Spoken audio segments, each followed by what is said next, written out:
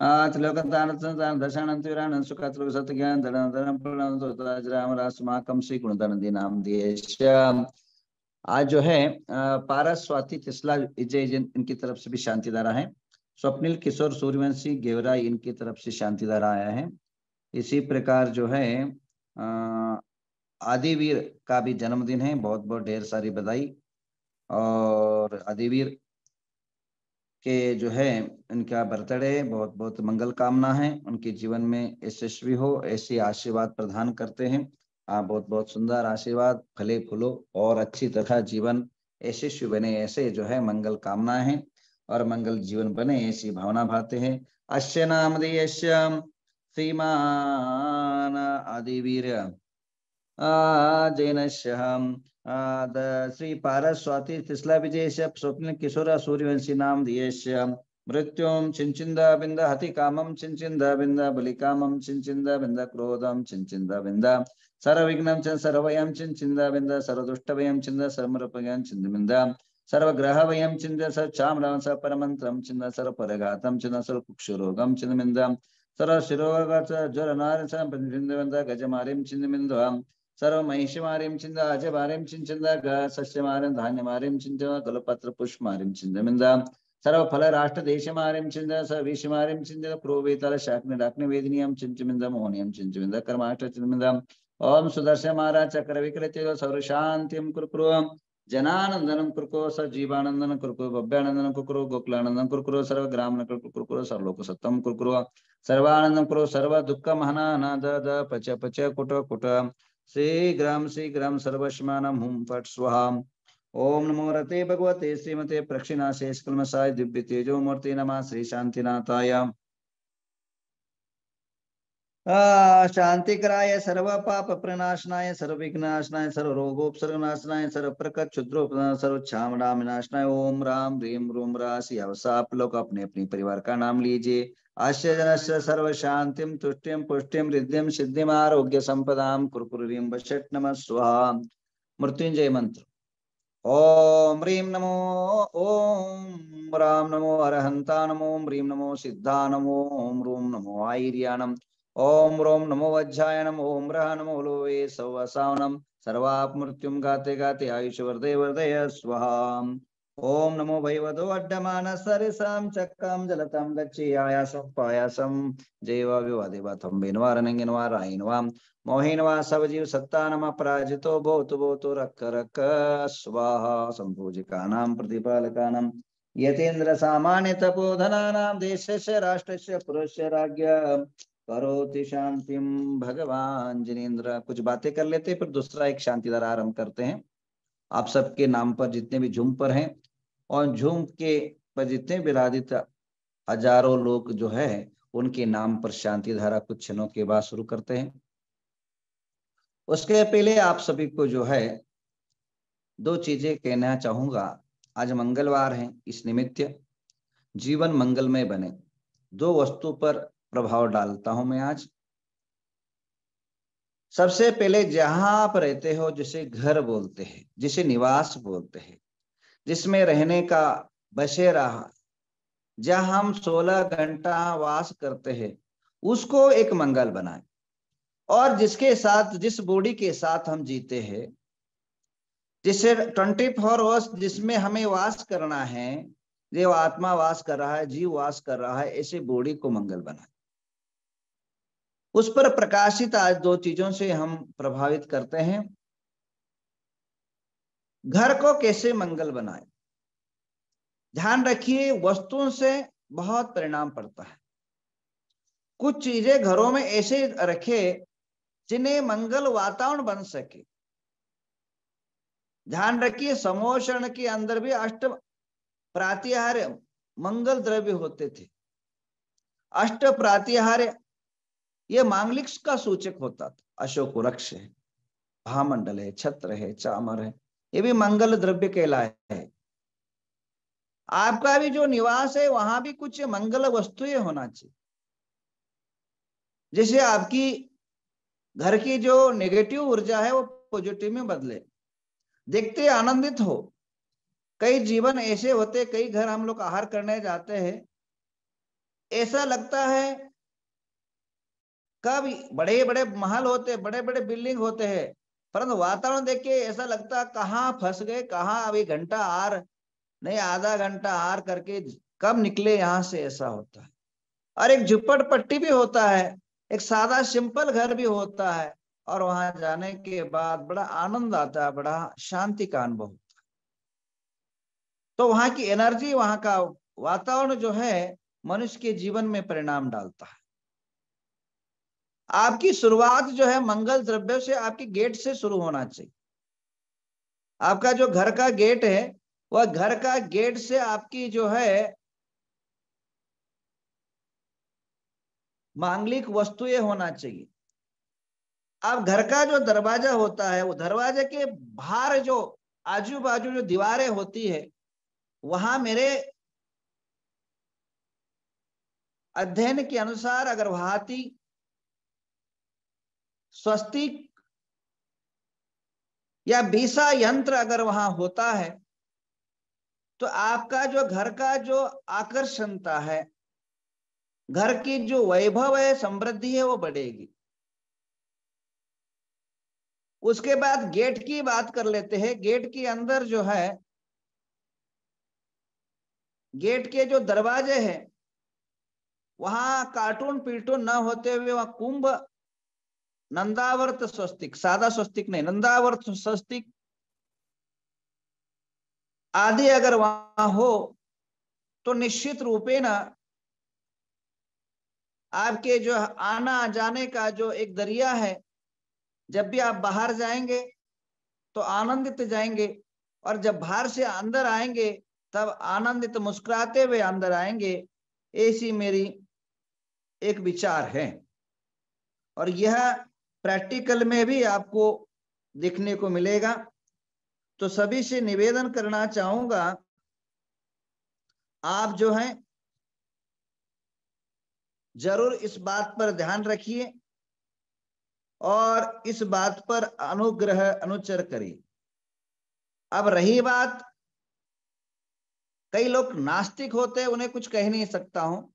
जो मेरी बात पर, मेरे पर जो इस बात पर विश्वास करते हैं, उनसे मैं कहना चाहूंगा मात्र। क्योंकि कई लोग ऐसे भी भगवान की मूर्तियों को भी नहीं मानने वाले लोग भी है दुनिया में, और दुनिया में किसी को कुछ मानते, किसी को कुछ मानते हैं, उससे मेरा कोई मतलब नहीं। जो मुझे कहना है कि जिससे मुझे, जिसको इस वस्तु को मानते हैं, उन लोगों से कहना है कि घर के दरवाजा में स्वस्तिक, नंदावर्त स्वस्तिक होना है। नंदावर्त स्वस्तिक जैसा आकर्षक वस्तु दुनिया में कोई नहीं है।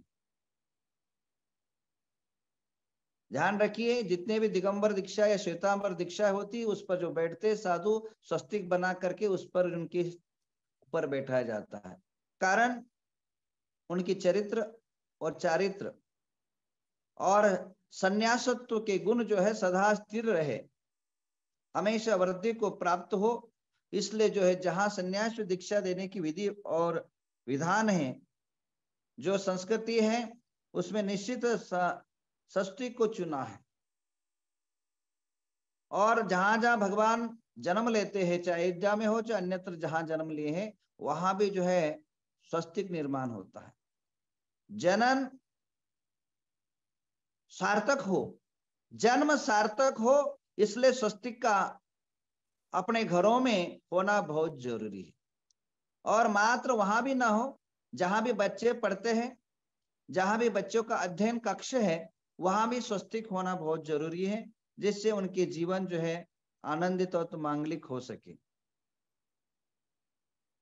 तो आत्मीय निवेदन आप पुनः मैं करना चाहूंगा कि आप जरूर जो है इस बात का गौर करेंगे कि नंदावर्त स्वस्तिक जो है जरूर अपने घरों में स्थापित करें। और जो है जहां अंदर प्रवेश होता है, जहां घर के अंदर, ये बाद में, ये मंगल अभी मत दिखाओ, किसने बोला। जहां हम अंदर एंट्री करते हैं, जहां कांच है या कुछ भी आपका, जहां सबसे पहले दृष्टि जाता है, घर के अंदर जहां भी दृष्टि जाता है, सबसे पहले मेहमान का या आपका, जहां भी आपका दृष्टि जाता है, वहां कुंभ होना चाहिए। पूर्ण कुंभ भरा हुआ धन धान्य से समृद्धि का प्रतीक माना जाता। तो कुंभ जो है सबसे पहले दृष्टि जाना चाहिए। और कई लोगों के जो घरे हैं दक्षिण दिशा में या पश्चिम दिशा में मुख करके है। अभी कई कैसे हो जाते हैं, बड़ी बड़ी सिटियों में बड़े बड़े जो महल या बड़े बड़े मकान बनते हैं उनमें कोई बदल नहीं कर सकते। जहां दक्षिण मिला तो दक्षिण, पश्चिम मिला तो पश्चिम लेना पड़ता है। वो लोग ना चिंता करें, वो लोग गेट जहां भी पहले एंट्री करते ही जहां दीवारें हो वहां एक लंबा सा कांच हो तो निश्चित रूपे न आपकी जो दोष है वह समाप्त होगा। तो बहुत सारी चीजें हैं। और इसी प्रकार ध्यान रखिए, जहां आप सोते हो, जहां आपका शयन कक्ष है, वहां भूल करके भी मृतक लोगों की फोटो नहीं होना चाहिए। आपका बाप का ही क्यों ना हो, आपके दादा का ही क्यों ना हो, कभी भी भूल करके जहां सोया जाता है वहां कभी भी फोटो मृतक के या शायद साधु का क्यों ना हो, जिनके स्वर्गवास हो चुका है, उन शयन कक्ष में नहीं होना चाहिए। बाकी आप जहां चाहे वो लगा दीजिए, उसमें कोई दो मत नहीं है, पर शयन कक्ष में नहीं होना चाहिए। ये कुछ टिप्स हैं। अब जीवन को मंगल ग्रह, मांगलिक की समस्या है। आज मंगल ग्रह कई प्रश्न आए थे मेरे पास, मंगल से शादी होना चाहिए नहीं, मंगल क्या होता है? अभी दिखा दो भाई, मंगल क्या होता है? अभी जो मैंने कुंडली आपको दिखाता, मंगल क्या होता है? अगर आपका कुंडली हो तो सर ये चीजें हैं। ये देखिए, अगर आपकी कुंडली में लाल लाल जहां मंगल लिखा है, पहला जो लग्न है उसको पहला भाव बोला जाता है। चौथा में मंगल हो, सातवां में मंगल हो, आठवां में मंगल हो या 12वां में मंगल हो, ऐसी जगह जिसके भी कुंडली में ऐसी जगह मंगल हो तो उसको मांगलिक माना जाता है। यहाँ जहां जहां अगर ये मंगल ग्रह दिखा रहा हूं वो अगर आपकी कुंडली में है तो निश्चित रूपे न मंगल माना जाता है। तगिरी। अब रही बात मंगल से क्या होता है। मंगल से मंगल भी होता है, मंगल से दंगल भी होता है। तगिरी। मंगल से मंगल भी होता है, दंगल भी, दोनों चीजें होती है ज्योतिष शास्त्र के अनुसार। अब मंगल अगर अशुभ होता है तो कलह, असाध्य रोग, दुर्घटना, अकाल मृत्यु और पर स्त्री संबंध का, पर स्त्री पर पुरुषों का संबंध जीवन के अंदर बन जाते हैं। और अब रही बात, ये मंगल के साथ शादी होना चाहिए या नहीं होना चाहिए, आपका प्रश्न है। सबके समस्या ये रहता है। और कई ऐसे समाज भी है जहां कुंडली मिलाई नहीं जाती है, जैसे मुस्लिम है, क्रिश्चियन है, नास्तिक लोग है, सिख समुदाय में कुंडली मिलाई नहीं जाती। अभी मिला रहे कई लोग, कई नहीं मिलाई भी जाती, तो उनका जीवन क्या सक्सेस नहीं होता। ध्यान रखिए, मान्यता के ऊपर है। कई लोग मंदिर को भी नहीं मानते, भगवान को भी नहीं मानते, तो उनका जीवन सुखी है क्या? नहीं, वो बात अलग है। बात इतना ही, कभी कभी क्या हो जाता है, उनके में भी आशा अनेकों संकट रहते और अपने में भी असंकट रहते। ज्ञानी और अज्ञानी में इतना ही फर्क रहना चाहिए कि हमें पता पड़ जाए सामने कुआं है तो उसमें कूदना नहीं चाहिए। तो जानकारी के अभाव में कभी कभी ये घटनाएं घटती है। तो जानकारी इतना है कि मंगल से शादी करे न करे, मेरे हिसाब से कर लेना चाहिए, कोई दिक्कत वाली बात नहीं है। आप कहेंगे मंगल के साथ अगर शादी हो जाए तो कोई आपकी मृत्यु नहीं होगी, आप घबराए ना। केवल कुछ चीजें देखना जरूरी है। अगर अष्टम में मंगल है, अष्टम में मंगल है, 8वें भाव में मंगल है, और वहां बहुत जो है खराब स्थिति बनी हुई है, तो वो छोड़ करके बाकी चीजों में मंगल देखने की आवश्यकता नहीं है। और 25 साल अगर गुजर गया तो वो भी देखने की आवश्यकता ही नहीं। एक बात, और बहुत ज्यादा कुंडली के चक्कर में पड़ने की जरूरत भी नहीं है। मंगल के चक्कर में शादी को रोकने की जरूरत नहीं। कई लोग मंगल के चक्कर में कई दिन तक शादी नहीं करते। आप बिल्कुल निश्चिंत रहिए, भगवान वासुपूज की आराधना करिए, सारी आपकी मंगल, दंगल की जगह मंगल मंगल होगा। बहुत आप टेंशन न ले, मंगल के चक्कर में शादी को विलंब ना करें। उपाय बहुत सारे बता दूंगा। अगर ऐसी कोई समस्या है आपके जीवन में मंगलिक है तो उसके उपाय है, उसकी साधना है, उसकी विधि है, वो कर लेना। और आप बिल्कुल निश्चिंत मंगलिक की लड़कियों से करिए शादी। मंगल बनाना अपने हाथ में होता है, दंगल बनाना अपने हाथ में होता। अपनी आदतें सुधार दे तो निश्चित रूपे न मंगल मंगल होगा। अब मंगल अगर होता है कभी कभी वह मंगल नाश भी हो जाता है। अगर मंगल जो है शनि, राहु और केतु पहला, चौथा, सातवां, आठवां और 12वें भाव में हो तो मंगल का दोष ऐसे कुंडली के हिसाब से समाप्त हो जाता है।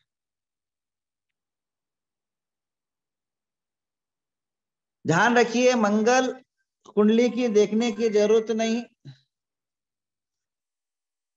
अगर 3 कुंडलियां होती है, राशि कुंडली,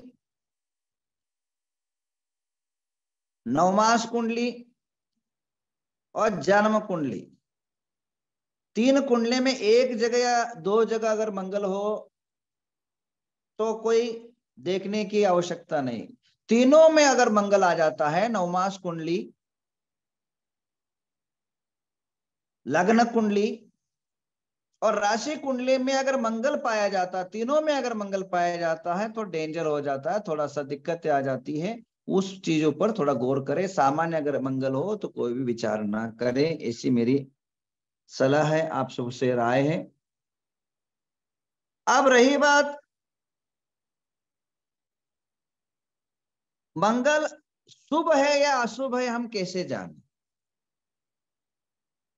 अब मंगल के साथ शादी करें, ठीक है, उसके अगर उसका रिजल्ट अशुभ आ रहा है, खराब हो रहा है, तो सबसे पहली बात, अगर आपके भाई है, अगर भाई का आपका अगर अच्छा बनता है तो मंगल शुभ है जानेंगे, क्योंकि अशुभ का प्रभाव भाइयों पर पड़ता है। अगर आपके जमीन जायदाद का कोर्ट कचहरी समस्या नहीं है तो मंगल शुभ है जानेंगे। उच्च पद, धैर्य,